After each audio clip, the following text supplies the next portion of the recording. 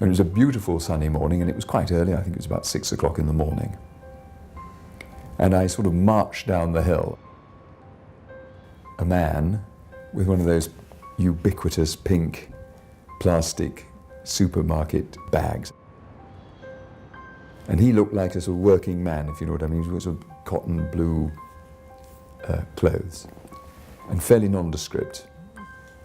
Slightly odd looking perhaps, because he appeared to be putting down food.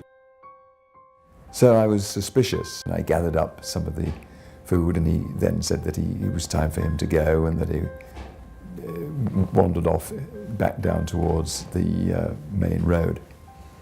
And very soon after that, the dog Ruth began to shake and foam, and was clearly in trouble. I have 3 occasions when my dogs were poisoned.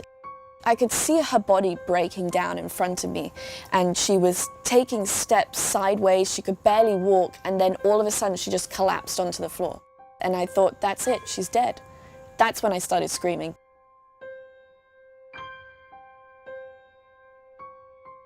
Bowen Road dog poisoning is where somebody, persons unknown or people unknown, have placed some pesticide on some meat and actually put that meat on the trail or off the side of the trail, and often dogs that are being walked will eat that by accident. And they become very, very sick. They start vomiting, have diarrhea, collapse, start fitting, and if they're not treated in a short period of time, will go into a coma and die.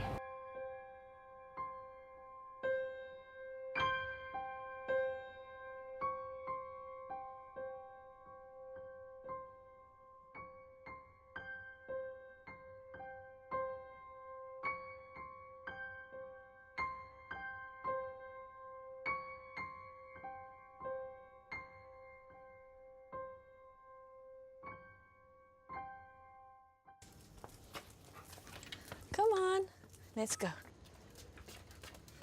The thing that I'll never forget is going to the vet and seeing him in this sink, and they had to have charcoal in his eyes to help absorb the poison as fast as possible. And I just remember him crying and shaking, and his tears were actually black tears, and it was just the most awful, awful experience. I knew how much pain he was in. I wanted to take that pain from him, but there was nothing I could do. I just felt so helpless. Because of being poisoned, she had this epilepsy. This is actually the 3rd one today, so it's really concerning. The dog poison almost killed her, but then is causing her so much pain now. Even still, because of this epilepsy, it's like an onset of the poison. Oh, baby, it's okay. I'm here, I'm here. I'm here. Okay, Holly. All right.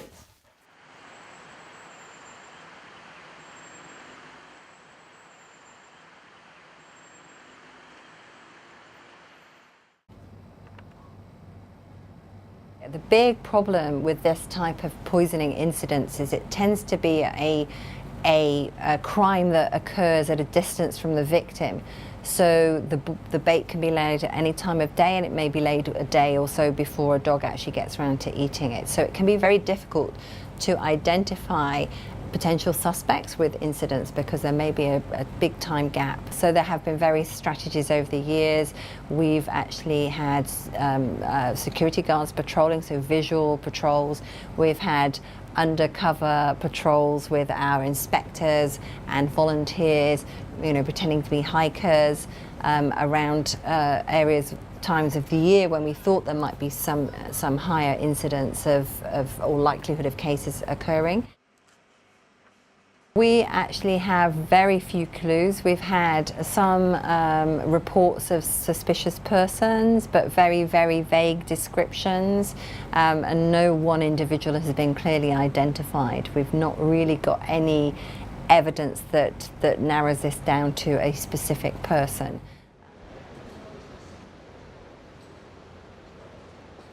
Currently, under the law, you have to be able to prove that a person was cruel in order to prosecute them. Leaving poisoned meat, unfortunately, whilst it is an act of cruelty, obviously, and for the dogs that eat that meat and suffer, Certainly, there is cruelty in what happens to them. The question is, can the person who does it be easily prosecuted? Unless he is caught in the act, it will be very difficult to prosecute him under the current law. Cat 169 hasn't been amended since it was introduced into Hong Kong back in the 1930s. As a result, it has a very out-of-date view as to what is animal cruelty. It only thinks about cruelty in the same way that the Victorians thought about cruelty.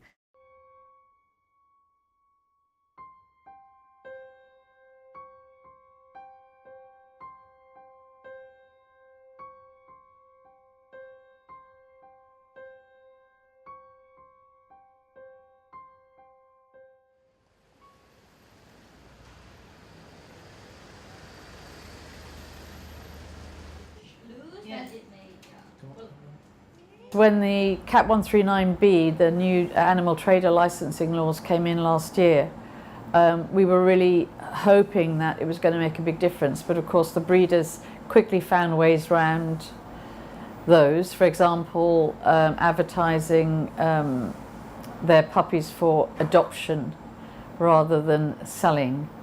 So, you know, people are adopting their puppies when of course they're actually paying money one way or another.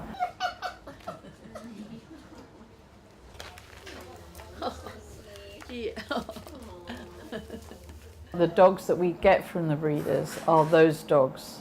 So when they come to us, they're in really bad condition. They all have infectious disease and skin infectious diseases, mites in their ears, mites in their skin, terrible filthy coats and a lot of health problems.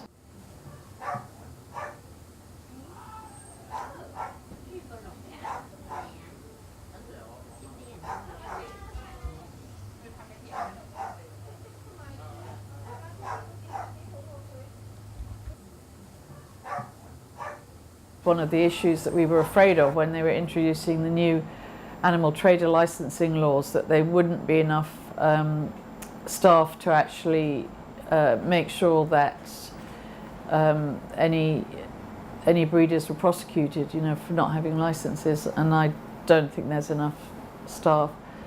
I'd like to see the breeders being really more heavily penalised. I still think that too many are getting away with it. Cat 139B is the first and very important step forward to the modernisation of animal law in Hong Kong. It's a positive step and I'm very happy about it, but it's not enough. Cat 139B is only a law that relates to dogs in breeding.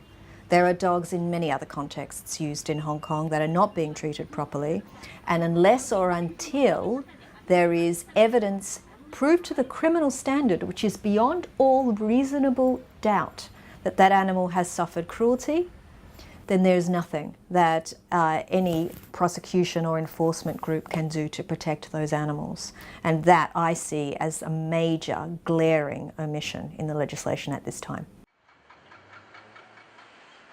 Carrie Lam couldn't care less about animal welfare or animal rights because she's got too much already on her plate, and sort of animals is so secondary a topic, and she just couldn't have the time nor the energy and probably not the heart to deal with it. So I would suspect that in the next 4 years of her term, Carrie Lam's unlikely to do anything to upgrade Hong Kong's laws.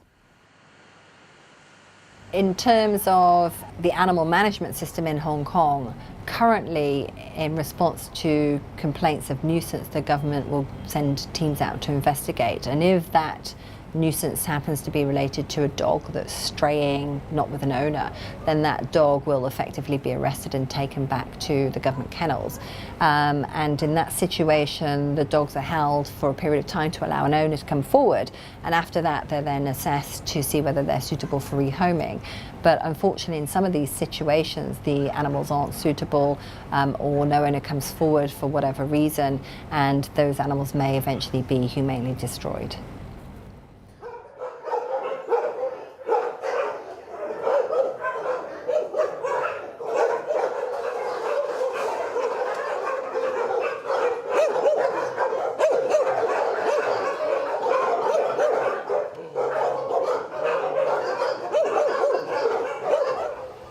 鐵路軌旁邊我哋有個貨櫃場，貨櫃場有啲拖架喺度，有一隻狗係之前我應該係俾車斷咗隻腳掌，佢左後腳係冇咗腳掌嘅，我哋而家係想捉佢睇醫生。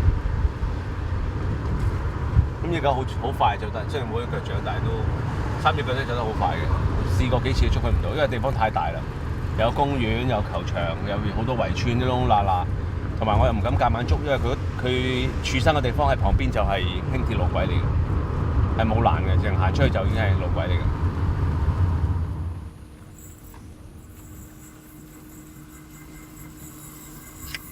有個人喺度踎喺度。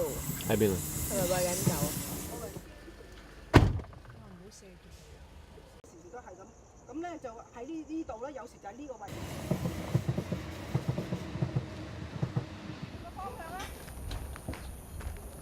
咁樣都唔到嘅，佢好驚人嘅。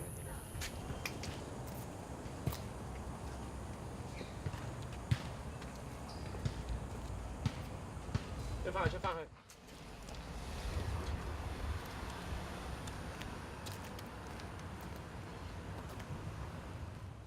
車下低啦，我就話定俾你聽先。咁你心裏有數咪最中意食燒鴨嗰啲咧，香口嘅嘢佢就中意啦。咁咧你就記住。啲市民見到愛協或者漁護署捉狗，咁有時會覺得話佢哋即係可能會。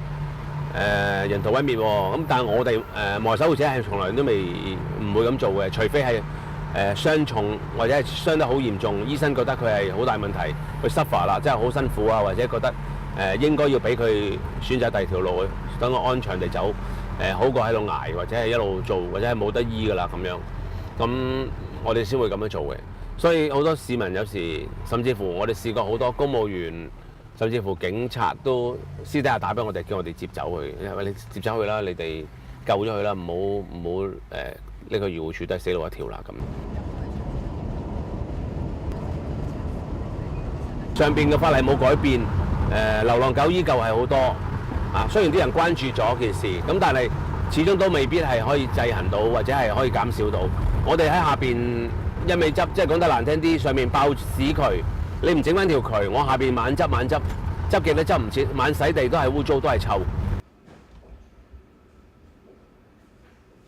Does Hong Kong provide sufficient support for dogs? No, it doesn't.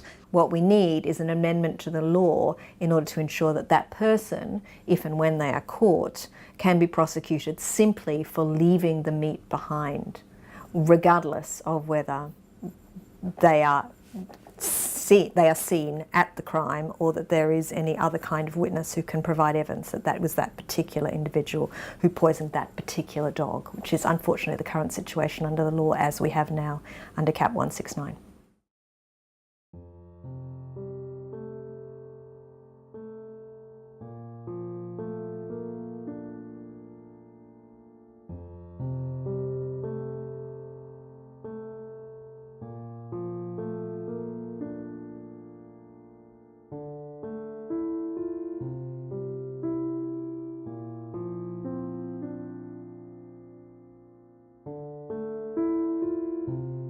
Zara, sit. Good girl. There you are. Sit down. All right. That was really horrible for me because I really didn't know if he was going to make it, and the feeling of not knowing if you were going to see your family member again was just the most excruciating pain. I felt like a piece of my heart was stuck at that vet when I had to say goodbye to him.